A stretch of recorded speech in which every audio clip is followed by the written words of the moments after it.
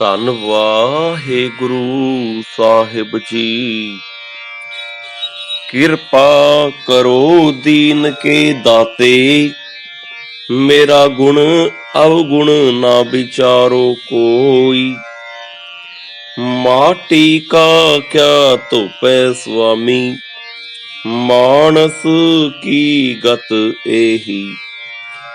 मेरे मन सतगुरु सेव सुख होई, जो इच्छो सोई फल पाओ, फिर दुख ना व्यापै कोई।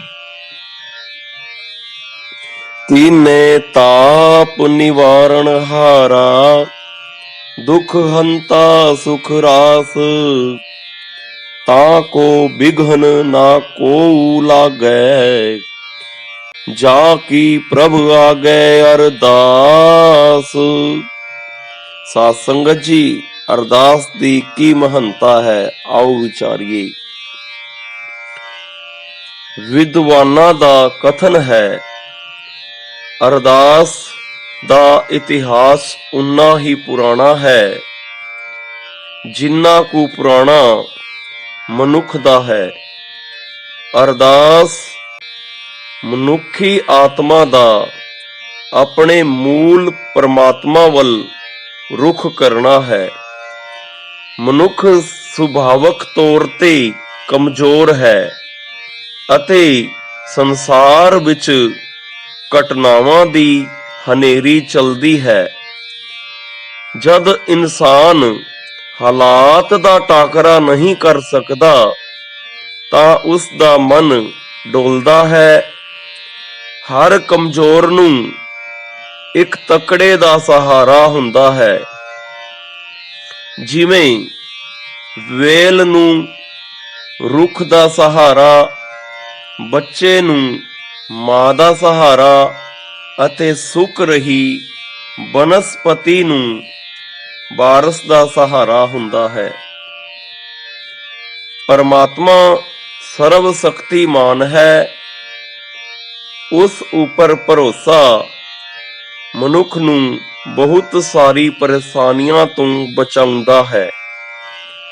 ਇਸ ਲਈ ਸਾਰੇ ਆਸਤਿਕ ਮਤ ਅਰਦਾਸ ਉੱਪਰ ਸਹਿਮਤ ਹਨ। ਮਨੁੱਖ ਖੁਸ਼ੀ ਸਮੇਂ ਸ਼ੁਕਰਾਨੇ ਦੀ ਅਰਦਾਸ ਕਰਦਾ ਹੈ, ਗਮੀ ਸਮੇਂ ਆਤਮਿਕ ਬਲ ਲਈ ਅਤੇ ਦੁਵਿਧਾ ਵਿੱਚ ਉਸ ਨੂੰ ਸਹਾਈ ਹੋਣ ਲਈ ਧਿਆਉਂਦਾ ਹੈ।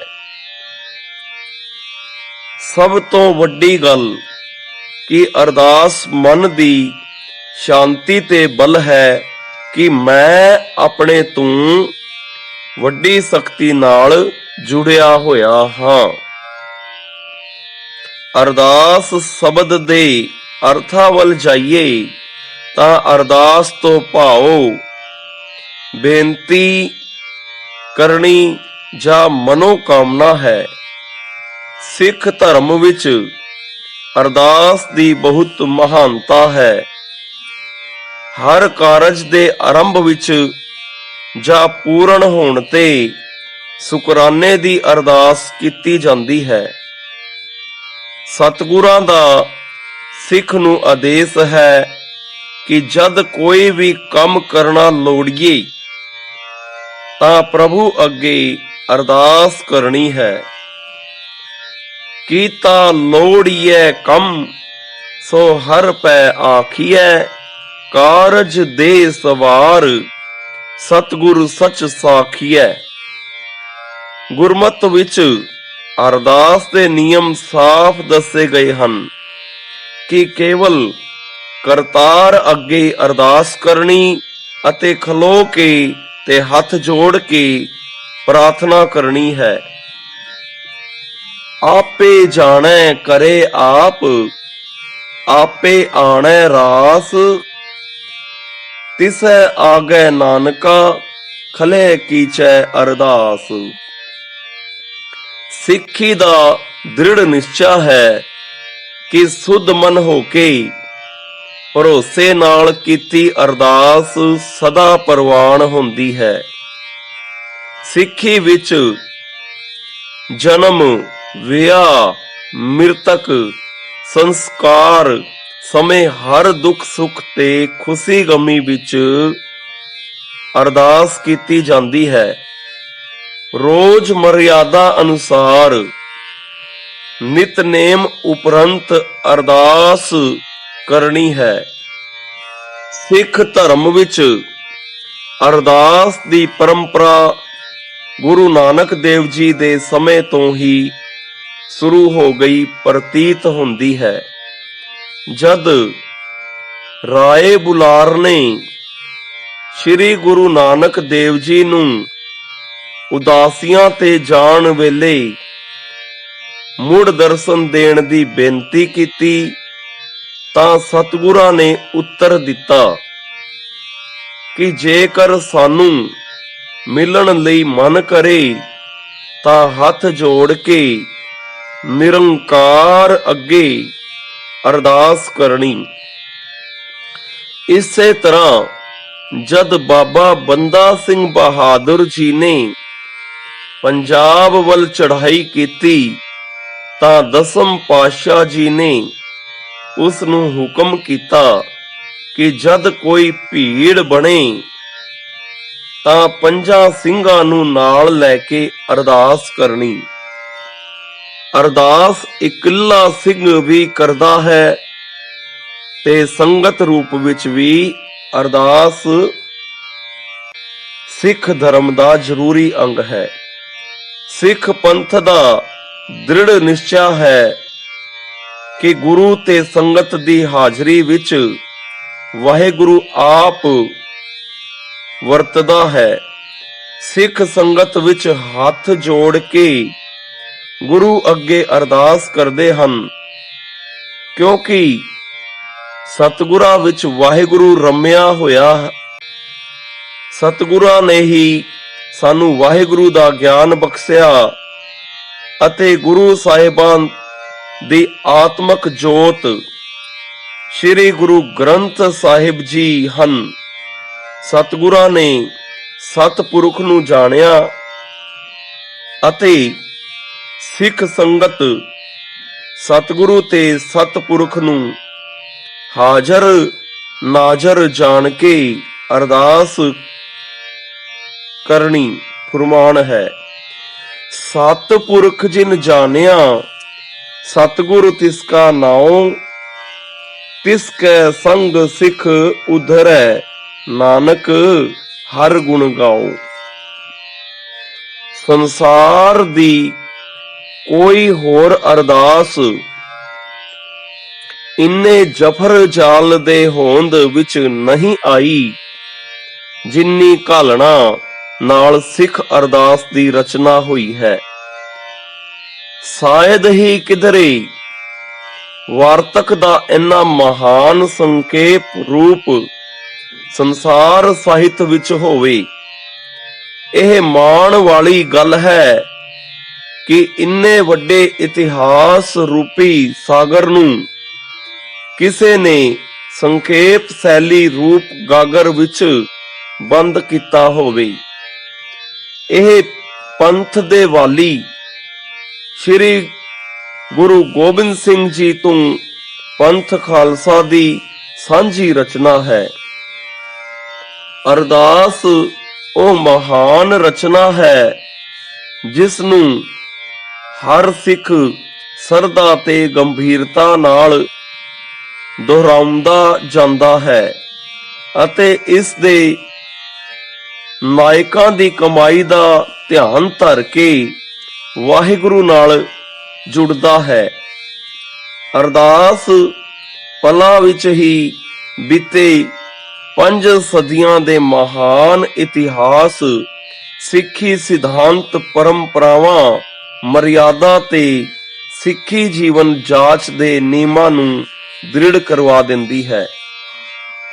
ਸਰਲ ਸ਼ਬਦਾਂ ਵਿੱਚ ਅਰਦਾਸ ਦੀ ਮਹਾਨਤਾ ਨੂੰ ਜਾਣਨਾ ਹੋਵੇ ਤਾਂ ਪਹਿਲਾਂ ਪਰਮੇਸ਼ਰ ਨੂੰ ਯਾਦ ਕਰਕੇ 10 ਗੁਰੂ ਸਾਹਿਬਾਨਾਂ ਨੂੰ ਧਿਆਇਆ ਜਾਂਦਾ ਹੈ, ਜਿਨ੍ਹਾਂ ਦੀ ਬਖਸ਼ੀਸ਼ ਨਾਲ ਸਾਨੂੰ ਧਰਮ ਦੇ ਮਾਰਗ ਵਾਹਿਗੁਰੂ ਦੀ ਸਖਤੀ ਤੇ ਅਰਦਾਸ ਦੀ ਸੋਝੀ ਆਈ ਹੈ।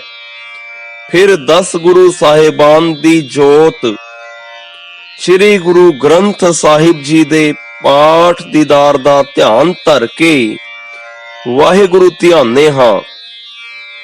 ਸਾਡੇ ਗੁਰੂ ਜੀ ਵੀ ਜੁਗੋ ਜੁਗ ਅਟਲ ਤੇ ਗੁਰੂ ਦਾ ਪੰਥ ਵੀ ਜੁਗੋ ਜੁਗ ਅਟਲ ਰਹੇਗਾ।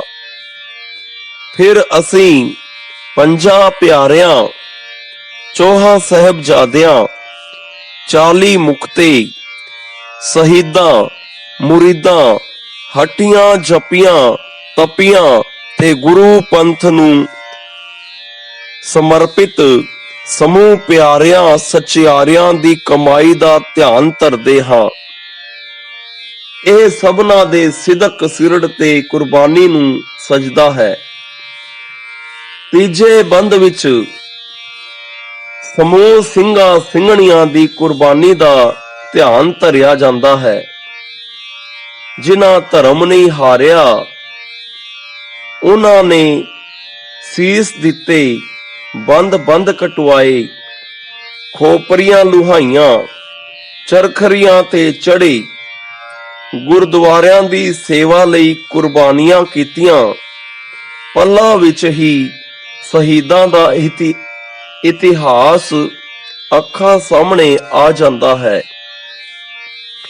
ਫਿਰ ਆਪਣੇ ਤਖਤਾਂ ਤੇ ਸਰਬੱਤ ਗੁਰਦੁਆਰਿਆਂ ਦਾ ਧਿਆਨ ਧਰਦੇ ਹਾਂ, ਜੋ ਪੰਥ ਦੀ ਆਜ਼ਾਦ ਹੋਣ ਤੇ ਨਿਆਰੀਆਂ ਰਵਾਇਤਾਂ ਦੇ ਬੀਤੀਆਂ ਸਦੀਆਂ ਤੇ ਲੈ ਕੇ ਜੁਗਾ ਜੁਗੰਤਰ ਤੱਕ ਆਧਾਰ ਹਨ।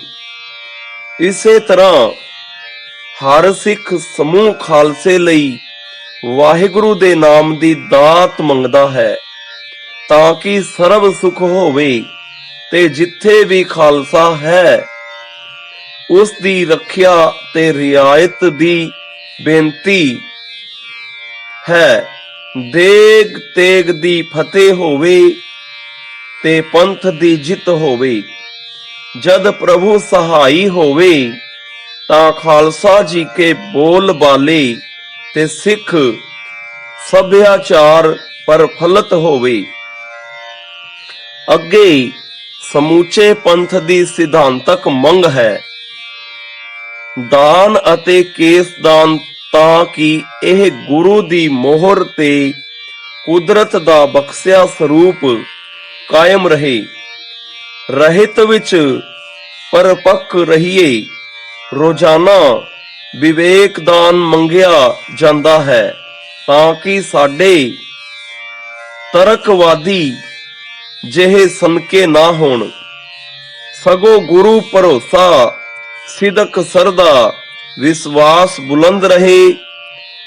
ਪ੍ਰਭੂ ਦੇ ਨਾਮ ਦੀ ਦਾਤ ਮੰਗਦੇ ਹਾਂ ਤੇ ਅੰਮ੍ਰਿਤਸਰ ਜੀ ਕੇ ਇਸਨਾਨ, ਜੋ ਸਾਨੂੰ ਕੇਂਦਰੀਏ ਧੁਰੇ ਨਾਲ ਜੋੜਦੇ ਹਨ, ਜੋਦੜੀ ਕਰਦੇ ਹਾਂ ਕਿ ਅਸੀਂ ਸ਼ਕਤੀ ਦੇ ਕੇਂਦਰ ਨਾਲ ਸਦਾ ਜੁੜੇ ਰਹੀਏ ਅਤੇ ਚੌਕੀਆਂ, ਝੰਡੇ, ਬੁੰਗੇ ਜੁਗੋ ਜੁਗ ਅਟਲ ਰਹਿਣ ਤੇ ਧਰਮ ਦਾ ਜੈਕਾਰ ਹੋਵੇ।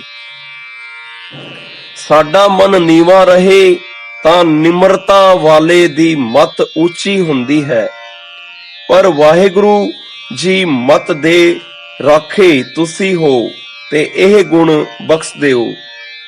ਅੱਗੇ ਵਿਛੜੇ ਹੋਏ ਗੁਰਧਾਮਾਂ ਦੇ ਦਰਸ਼ਨਾਂ ਦੀ ਅਰਦਾਸ। ਸਾਰੀ ਅਰਦਾਸ ਉਪਰੰਤ ਸਵਾਲ ਹੈ ਕਿ ਸਿੱਖ ਆਪਣੇ ਧਰਮ ਵਿੱਚ ਪੱਕਾ ਕਿਵੇਂ ਰਹਿ ਸਕਦਾ ਹੈ ਤੇ ਕਿਸ ਕਿਸਮ ਦੇ ਮਨੁੱਖਾਂ ਨਾਲ ਮੇਲ ਜੋਲ ਹੋਵੇ। ਇਸ ਦਾ ਉੱਤਰ ਸੇਈ ਪਿਆਰੇ ਮੇਲ, ਜਿਨ੍ਹਾਂ ਮਿਲਿਆ ਤੇਰਾ ਨਾਮ ਚਿਤ ਆਵੈ। ਅਗਲੀ ਪੰਕਤੀ ਵਿੱਚ ਗੁਰੂ ਪੰਥ ਤੇ ਸ੍ਰੀ ਗੁਰੂ ਨਾਨਕ ਦੇਵ ਜੀ ਇੱਕ ਮਿਕ ਹਨ ਕਿ ਪੰਥ ਨੇ ਗੁਰੂ ਨਾਨਕ ਦੇਵ ਜੀ ਦੀ ਮੋਹਰ ਵਰਤੀ ਹੈ। ਇਸ ਵਿੱਚ ਨਾਮ, ਚੜ੍ਹਦੀ ਕਲਾ, ਭਾਣਾ ਤੇ ਸਰਬੱਤ ਦੇ ਭਲੇ ਦੀ ਜੋਦੜੀ ਹੈ। ਫਿਰ ਫਤਿਹ ਹੈ ਕਿ ਖਾਲਸਾ ਵਾਹਿਗੁਰੂ ਦਾ ਹੈ ਤੇ ਫਤਿਹ ਵੀ ਉਸੇ ਦੀ ਹੋਣੀ ਹੈ। ਅਤੇ ਜਕਾਰੇ ਵਿੱਚ ਸੰਦੇਸ਼ ਹੈ ਕਿ ਨਿਹਾਲ ਉਹੀ ਹੋਏਗਾ ਜੋ ਸੱਚੇ ਸ੍ਰੀ ਅਕਾਲ ਦਾ ਨਾਮ ਲਏਗਾ। ਇਸ ਲਈ ਸਿੱਖ ਧਰਮ ਵਿੱਚ ਅਰਦਾਸ ਦੀ ਬਹੁਤ ਮਹਾਨਤਾ ਹੈ। ਅਰਦਾਸ ਪਰਮਾਤਮਾ ਦੀ ਸ਼ਕਤੀ ਤੇ ਆਪੇ ਦੀ ਤੁੱਛਤਾ ਦਾ ਗਿਆਨ ਹੈ। ਅਰਦਾਸ ਉੱਚੇ ਆਤਮਿਕ ਮੰਡਲਾਂ ਵਿੱਚ ਲੈ ਜਾਂਦੀ ਹੈ। ਅਰਦਾਸ ਦੀ ਬਰਕਤ ਨਾਲ ਮਹਾਨ ਕਾਰਜ ਸੰਪੂਰਨ ਹੋਏ। ਅਰਦਾਸ ਨੇ ਸਿੱਖ ਨੂੰ ਉਦਮੀ ਬਣਾਇਆ ਤੇ ਪ੍ਰਣ ਕਰਕੇ ਨਿਭਾਉਣਾ ਸਿਖਾਇਆ। ਅਰਦਾਸ ਆਤਮਿਕ ਸ਼ਕਤੀ ਹੈ। ਸਭ ਦੇ ਭਲੇ ਦੀ ਜੋਦੜੀ ਤੇ ਸਤਸੰਗੀਆਂ ਵਿੱਚ ਆਪਣਾਪਨ ਪੈਦਾ ਹੋਣਾ ਅਰਦਾਸ ਦੀ ਬਰਕਤ ਹੈ।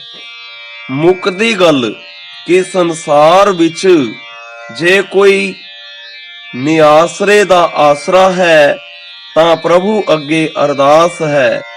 ਇਸੇ ਲਈ ਅਸੀਂ ਅਰਦਾਸ ਸ਼ੁਰੂ ਕਰਨ ਤੋਂ ਪਹਿਲਾਂ ਸੰਗਤੀ ਰੂਪ ਵਿੱਚ ਇਹ ਸ਼ਬਦ ਪੜ੍ਹਦੇ ਹਾਂ।